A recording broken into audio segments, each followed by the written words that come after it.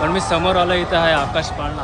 आता मी जो आकाश पाळण्यावालाचा ना पुन्हा कॅल्क्युलेशन काढणार आहे, तो पूर्ण दिवसाला किती कमावता येते. तर सर्वात पहिले मी त्याला विचारायला जातो की एक सीटचा तो किती घेतो म्हणून.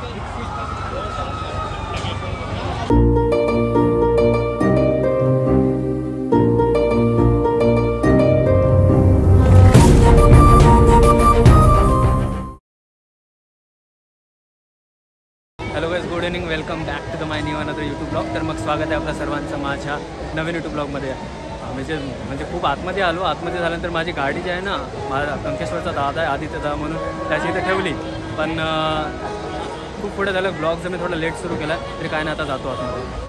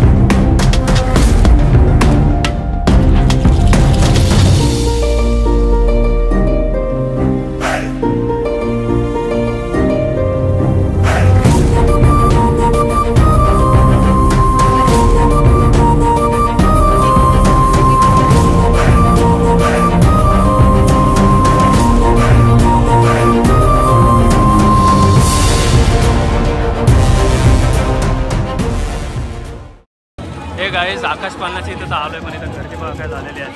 स्पीकरच्या आवाजामुळे तुम्हाला पण आवाज येणार नाही. आणि यात्रा जे पूर्ण टोटल भरलेली आहे. हे 10 रुपये दे.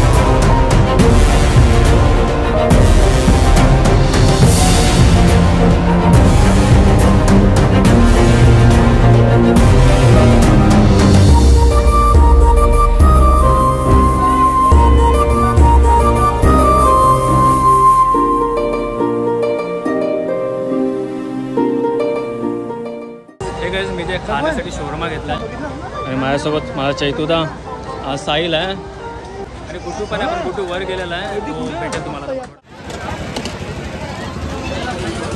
हे गाईज, मी जसं तुम्हाला बोललो की पेढे वगैरे घ्यायचं होतं घेतले. पण मी समोर आलो इथं आहे आकाश पाळणा. आता मी जो आकाश पाळण्यावालाचा ना पुन्हा कॅल्क्युलेशन काढणार आहे, तो पूर्ण दिवसाला किती कमावता येते. तर सर्वात पहिले मी त्याला विचारायला जातो की एक सीटचा तो किती घेतो म्हणून. एक सीटचा तो 100 रुपये घेतोय.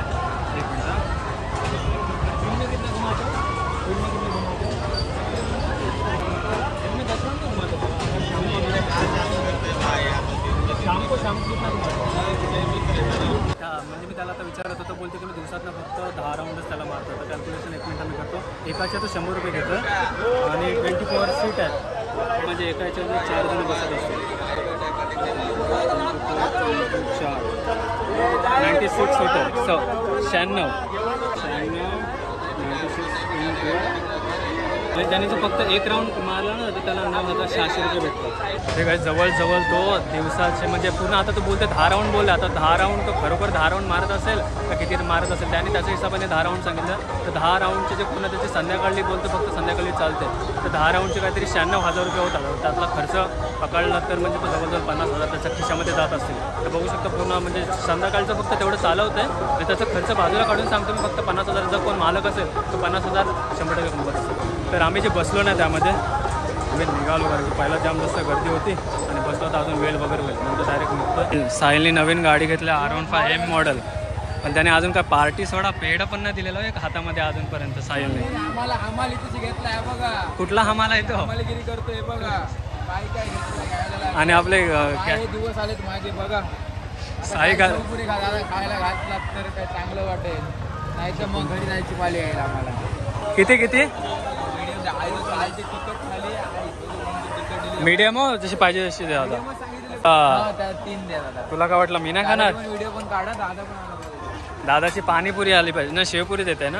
नाही तर दादा माझा कॅन्सल, माझा शेवपुरी ना माझा पाणीपुरी. शेवपुरी नको. आणि साहिलचे बघा नवीन R15M. आता काळोखामध्ये कशी दिसते काय माहिती, पण हा एकदम जबरदस्त R15 मधला माझ्या मते ती सर्वात बेस्ट मॉडेल आहे. साहिल इकडे या, इकडे इकडे चालून बघतो. म्हणजे R15 चालवली पण साहिलची नाही.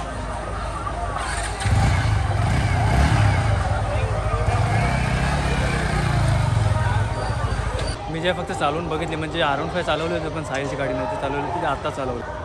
दादा माझी शेवपुरी का पाणीपुरी यांना भेटलं यांचा लगेच.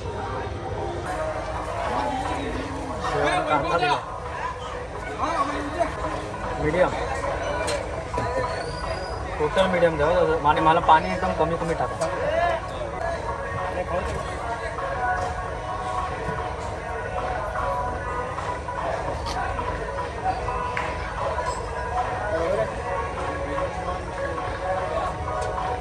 मस्त खाणार बस. बाबा दादाची कुठे पुऱ्या करते, तुटलेल्या पुऱ्या बिऱ्या काय नाही दिल्या. मागितल्या तुटलेल्या पुऱ्या म्हणून दादाने तुटलेल्या पुऱ्या दिल्या. दादाच्या चेहऱ्यावर ना तर खुश वाटतात एकदम.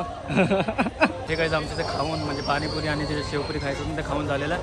तर आता निघतोय काय ना, आता अजून परत एकदा यात्रेमध्ये जात नाही, सरळ जे निघतो.